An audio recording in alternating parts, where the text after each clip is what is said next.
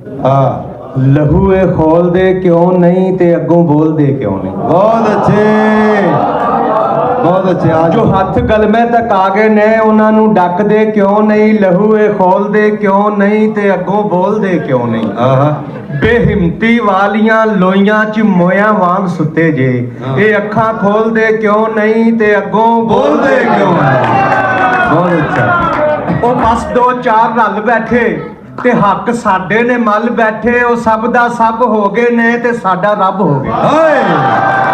ਉਹ ਬਸ ਦੋ ਚਾਰ ਰਲ ਬੈਠੇ ਤੇ ਹੱਕ ਸਾਡੇ ਨੇ ਮੱਲ ਬੈਠੇ, ਉਹ ਸਭ ਦਾ ਸਭ ਹੋ ਗਏ ਨੇ ਤੇ ਸਾਡਾ ਰੱਬ ਹੋ ਗਏ ਨੇ।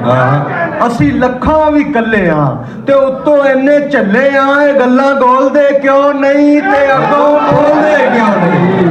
बहुत अच्छा, बहुत अच्छा। ਕਿਤੇ ਫਿਰਕੇ ਤੇ ਜ਼ਾਤਾਂ ਦਾ, ਕਿਤੇ ਗੱਦੀਆਂ ਤੇ ਸ਼ਾਹੀਆਂ ਦਾ, ਜੋ ਸਿਰ ਤੇ ਭਾਰ ਚੱਕਿਆ ਏ ਇਹਨੇ ਤਾਂ ਮਾਰ ਛੱਡਿਆ। ਕਿਤੇ ਫਿਰਕੇ ਤੇ ਜ਼ਾਤਾਂ ਦਾ, ਕਿਤੇ ਗੱਦੀਆਂ ਤੇ ਸ਼ਾਹੀਆਂ ਦਾ, ਜੋ ਸਿਰ ਤੇ ਭਾਰ ਚੱਕਿਆ ਏ ਇਹਨੇ ਤਾਂ ਮਾਰ ਸੱਟਿਆ ਏ। ਅਸੀਂ ਹੱਥੀਂ ਪਾਈਆਂ ਨੇ ਜੋ ਗੱਲ ਘੋਟਣ ਤੇ ਆਈਆਂ ਨੇ, ਜ਼ੰਜੀਰਾਂ ਖੋਲਦੇ ਕਿਉਂ ਨਹੀਂ ਤੇ ਅੱਗੋਂ ਬੋਲਦੇ ਕਿਉਂ ਨਹੀਂ। बहुत अच्छे, बहुत अच्छे। ਕਦੇ ਮਹਿਸੂਸ ਕੀਤਾ ਜੇ ਕਿ ਸਾਡੇ ਖੂਨ ਤੇ ਜੋ ਪਲ ਰਿਹਾ ਏ ਵੱਗ ਜੋਕਾਂ ਦਾ, ਕਮਾਲ ਏ ਵੱਡੇ ਲੋਕਾਂ ਦਾ। ਕਦੇ ਮਹਿਸੂਸ ਕੀਤਾ ਜੇ ਕਿ ਸਾਡੇ ਖੂਨ ਤੇ ਜੋ ਪਲ ਰਿਹਾ ਏ ਵੱਗ ਜੋਕਾਂ ਦਾ, ਕਮਾਲ ਏ ਵੱਡੇ ਲੋਕਾਂ ਦਾ। ਕਦੇ ਕਿਉਂ ਸੋਚਿਆ ਨਹੀਂ ਜੇ ਕਿ ਸਾਡੇ ਮੋਢਿਆਂ ਚੜ ਕੇ ਬੁਰਜੇ ਡੋਲਦੇ ਕਿਉਂ ਨਹੀਂ ਤੇ ਅੱਗੋਂ ਬੋਲਦੇ ਕਿਉਂ ਨਹੀਂ। बहुत अच्छे। ਜੋ ਫਨੀਅਰ ਝੋਲੀਆਂ ਪਾ ਕੇ ਤੇ ਲਹੂ ਦੇ ਦੇ ਕੇ ਪਾਲੇ ਸਨ, ਉਹ ਜ਼ਹਿਰੀ ਕਿਰਲੀਆਂ ਬਣ ਗਏ, ਗਲੇ ਵਿੱਚ ਹੱਡੀਆਂ ਬਣ ਗਏ। ਜੋ ਫਨੀਅਰ ਝੋਲੀਆਂ ਪਾ ਕੇ ਤੇ ਲਹੂ ਦੇ ਦੇ ਕੇ ਪਾਲੇ ਸਨ, ਉਹ ਜ਼ਹਿਰੀ ਕਿਰਲੀਆਂ ਬਣ ਗਏ, ਗਲੇ ਵਿੱਚ ਹੱਡੀਆਂ ਬਣ ਗਏ। ਸਪੇਰੇ ਕਹਿਰ ਜੇ ਢਾਵਨ, ਸਿਰਾਂ ਤੇ ਠੁੰਗੀਆਂ ਮਾਰਨ, ਇਹ ਜ਼ਹਿਰਾਂ ਘੋਲਦੇ ਕਿਉਂ ਨਹੀਂ ਤੇ ਅੱਗੋਂ ਬੋਲਦੇ ਕਿਉਂ ਨਹੀਂ। ਔਰ ਇਹ ਕਿਹਦੀ ਪਾਨ ਪੈ ਗਈ ਏ ਅਸਾਂ ਦੀ ਹੱਡੀਆਂ ਅੰਦਰ, ਅਸੀਂ ਹਿੱਲਣ ਤੋਂ ਰਹਿ ਗਏ ਆ ਤੇ ਜੋਸ਼ਾ ਜ਼ੁਲਮ ਸਹਿ ਗਏ ਆ।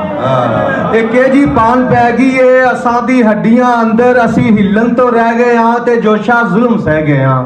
ਇਹ ਚੁੱਪਾਂ ਤੋੜਦੇ ਕਿਉਂ ਨਹੀਂ ਜੇ ਪੱਥਰ ਪੀਤੇ ਹੋ ਲੋਕੋ, ਕਿ ਅੱਗੋਂ ਬੋਲਦੇ ਕਿਉਂ ਨਹੀਂ ਤੇ ਅੱਗੋਂ ਬੋਲਦੇ ਕਿਉਂ ਨਹੀਂ। ਇਹ ਚੁੱਪਾਂ ਤੋੜਦੇ ਕਿਉਂ ਨਹੀਂ ਜੇ ਪੱਥਰ ਪੀਤੇ ਹੋ ਲੋਕੋ, ਕਿ ਅੱਗੋਂ ਬੋਲਦੇ ਕਿਉਂ ਨਹੀਂ ਤੇ ਅੱਗੋਂ ਬੋਲਦੇ ਕਿਉਂ ਨਹੀਂ।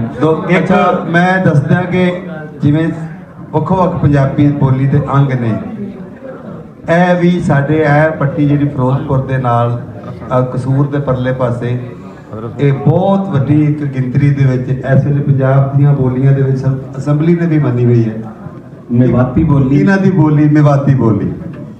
ਮੇਰਾ ਦਿਲ ਸੀ ਕਿ ਜ਼ਫਰ ਸਾਹਿਬ ਨੂੰ ਇਹ ਅੰਗ ਇੱਥੇ ਦਾ ਉਸ ਡਾਇਲੈਕਟ ਦੀ ਇੱਕ गजल ਜਿਹੜੀ ਉਹ ਸੁਣਾਈਏ। ਚੜ੍ਹਦੇ ਸਿਰ ਤੇ ਮੇਵਾਤ, ਰਾਜਸਥਾਨ ਔਰ ਗੁੜਗਾਉਂ ਜਿਹੜਾ ਗੁੜਗਾਉਂ ਵੀ ਉਸ ਦਾ ਹੈਗਾ ਕਿ ਮੇਵਾਤੀ ਕਿ ਤਮ ਕਹਿਵੋ ਹੋ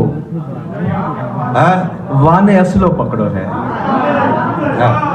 तम कहवो हो वाने असलो पकड़ो है, मैं कहूं के हाथ में झगड़ो पकड़ो है। तम कहवो हो वाने असलो पकड़ो है, मैं कहूं के हाथ में झगड़ो पकड़ो है। मोए मेरा घर वाला ही मारेगा, मोए मेरा घर वाला ही मारेगा, मैंने घर सु हक को रस्तो पकड़ो है। मोए मेरा घर वाला ही मारेगा, मैंने घर सु हक को रस्तो पकड़ो है। और माखी ने जब मिल के हिम्मत बांधी ही, माखी ने जब मिल के हिम्मत बांधी ही, मकड़ी ने फिर डर सु जालो पकड़ो है। माखी ने जब मिल के हिम्मत बांधी ही, मकड़ी ने फिर डर सु जालो पकड़ो है। मैं गेलन ने मंजिल करके छोड़ूंगो, गेल रस्ते रावण, मैं गेलन ने मंजिल करके छोड़ूंगो, सोचन ने बदलन को इरादो पकड़ो है। और आखिरी शेर के शेर सुन के जोशा लोग ही कहवा, हाँ शेर सुन के जोशा लोग ही कहवा, हाँ अच्छो है भाई कहाँ से छोरो पकड़ो है।